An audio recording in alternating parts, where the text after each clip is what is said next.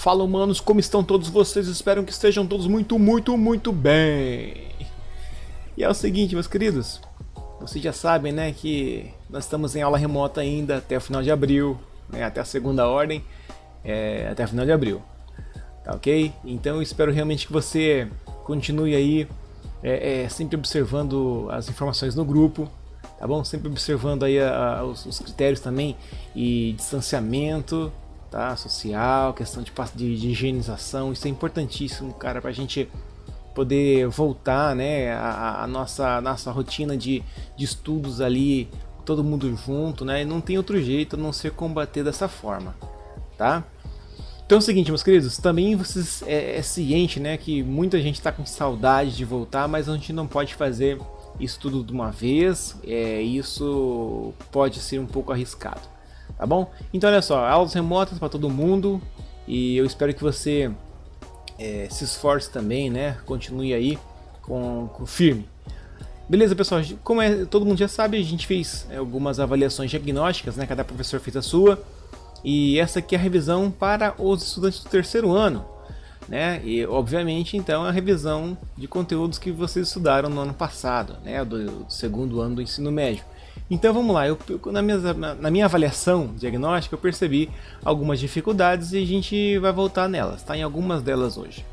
Então vamos lá, basicamente o que eu vi muito foi essa questão dos conceitos sobre células, tá? Quando o conceito estava meio errado, ou alguns estudantes não lembraram, deixaram de fazer, né? Ou não acertaram perguntas que talvez seriam muito simples de ser respondidas. Então vamos lá.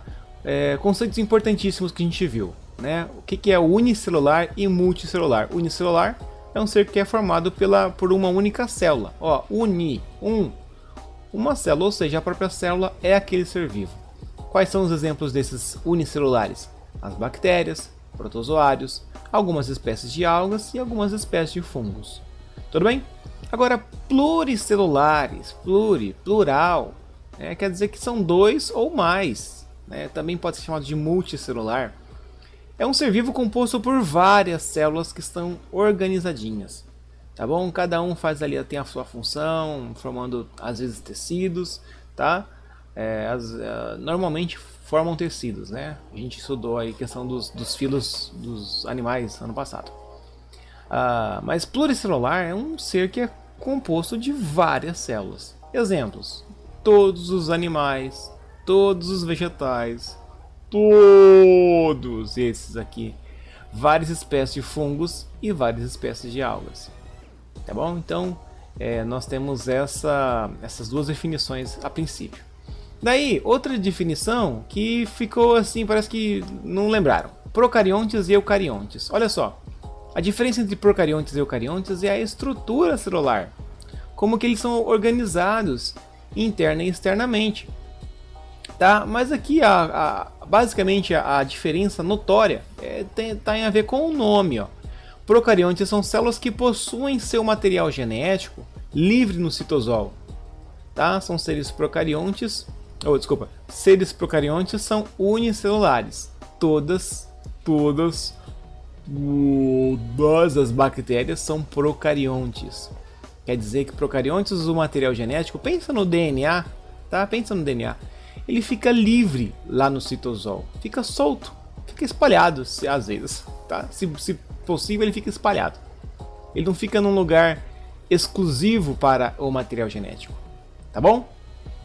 Agora os eucariontes, ó, a palavrinha eucarionte, são as células que possuem todo o seu material genético reunido por uma membrana chamada carioteca. Tá aqui, ó, o nome, carioteca, carionte. Pro quer dizer antes. Antes são células que antecedem a carioteca. Então elas não tinham. Aqui, ó, eu significa verdadeiro. Então são células que têm realmente, verdadeiramente carioteca. Tá bom? A carioteca é uma membrana que reúne todo o material genético daquela célula. Com exceção das bactérias, árqueas ou arqueobactérias e cianobactérias ou algas azuis, todo o restante todo o restante de seres conhecidos são eucariontes. Beleza? Outro conceito importantíssimo pra gente relembrar, autótrofos e heterótrofos. Cara, esse conceito aqui, quando chegou em umas questões ali, parece que deu uma travada. Auto quer dizer por si mesmo, né? Trofos de alimento, sobre alimentação, né? Então, autótrofos são seres que produzem o próprio alimento através de processos ou transformações químicas. Exemplo, fotossíntese ou seres quimiosintetizantes. Quais são esses exemplos? Né? As plantas e as bactérias quimiosintetizantes. Elas utilizam, no caso que as plantas fazem a fotossíntese, e essas bactérias utilizam substâncias químicas para transformar naquilo que precisam para realizar as suas funções celulares. Tá? Então elas retiram o seu alimento de substâncias inorgânicas ou do sol, no caso aqui as plantas. Já os heterótrofos são seres que necessitam se alimentar de matéria orgânica. Ó, orgânica vem de um organismo, tá? Ou de outros seres vivos. Então, por exemplo, os fungos eles se alimentam principalmente de matéria orgânica que está em decomposição. Geralmente não se alimenta de um ser vivo especificamente, né? Ele pode se alimentar da matéria orgânica, né, de um resto mortal ali, que era antes um ser vivo, tá bom? Animais, por exemplo, humanos, eles se alimentam do arroz, que veio, né, um produto orgânico, tá?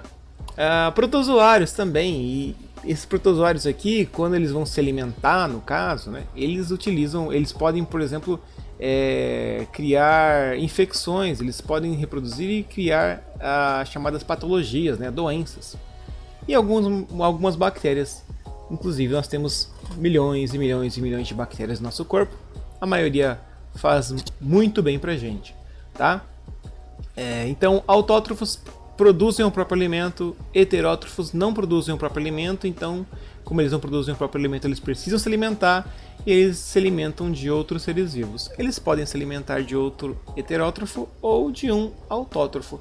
Isso é cadeia alimentar, talvez você viu isso no sexto ano. Características gerais das plantas também foi algo que eu prestei atenção que teve uma dificuldade, uma emperrada.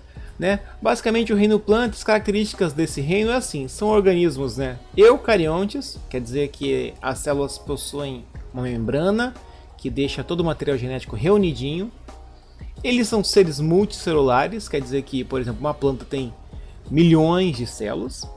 E autotróficos, né? No caso são fotossintetizantes, mas eles produzem o próprio alimento. Isso é uma característica geral desse reino inteiro. O reino é dividido em 4 filos, né? As briófitas, e qual é a principal característica das briófitas? Não possuem vasos condutores de seiva, tá? Por isso que elas são sempre bem pequenininhas, são os musgos, né? São sempre pequenininhos. As pteridófitas, elas possuem vasos condutores de seiva, né? E elas precisam...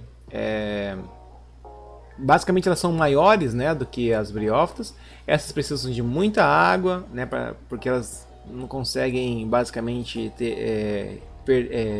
restringir a perda de água, né? As pteridófitas também buscam lugares um pouquinho mais úmidos, tá?